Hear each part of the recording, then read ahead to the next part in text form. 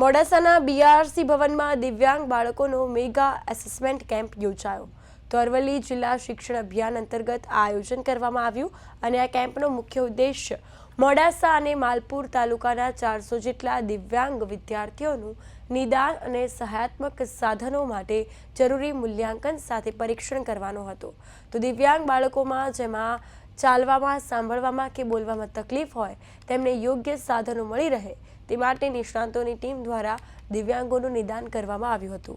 નિષ્ણાતોની ટીમ દ્વારા બાળકોની જરૂરિયાત મુજબ wheelchair, tricycle, hearing aid, clipper, walking stick, speech therapy જેવી કિટોનું વિતરણ કરવામાં આવ્યું છે અને શિક્ષણ અધિકારી નૈનેશ દવે, નગરપાલિકા પ્રમુખ નીરજ શેઠ, જીવદયા પ્રેમી નિલેશ જોશી તેમજ કેમ્પ સંચાલકના અમિત કવિ સહિતના મહાનુભાવોએ આ કેમ્પમાં બાળકોના વાલીઓને માર્ગદર્શન પૂરું પાડ્યું હતું। દરેક અક્ષર શબ્દ બને અને શબ્દ એ મંત્ર બનતો હોય છે।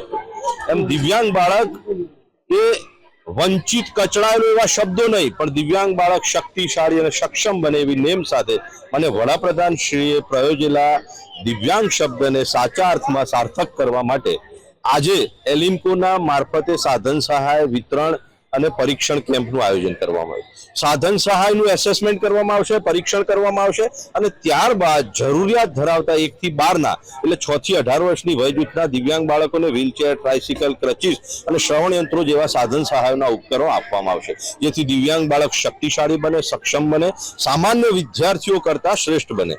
આજે સર્વ શિક્ષા અભિયાન મિશનના આઈડી વિભાગ અંતર્ગત અને એલિમ્કો ઉજ્જૈનના સહયોગથી દિવ્યાંગ બાળકો છે એમનો એસેસમેન્ટ કેમ્પ યોજાશે। અરવલ્લી જિલ્લાની અંદર આમ તો 28 તારીખે ધનસુરા ખાતે, ધનસુરા અને બાયડ તાલુકાનો, ગઈકાલે 29 તારીખે ભિલોડા તાલુકાનો, ભિલોડા બીઆરસી ખાતે અને આજે મોડાસા અને માલપુર તાલુકાનો આજે અહીંયા મોડાસા ખાતે યોજાય। આવતીકાલે આ જ કેમ્પ મેઘરજ ખાતે દિવ્યાંગ બાળકોનો યોજાશે।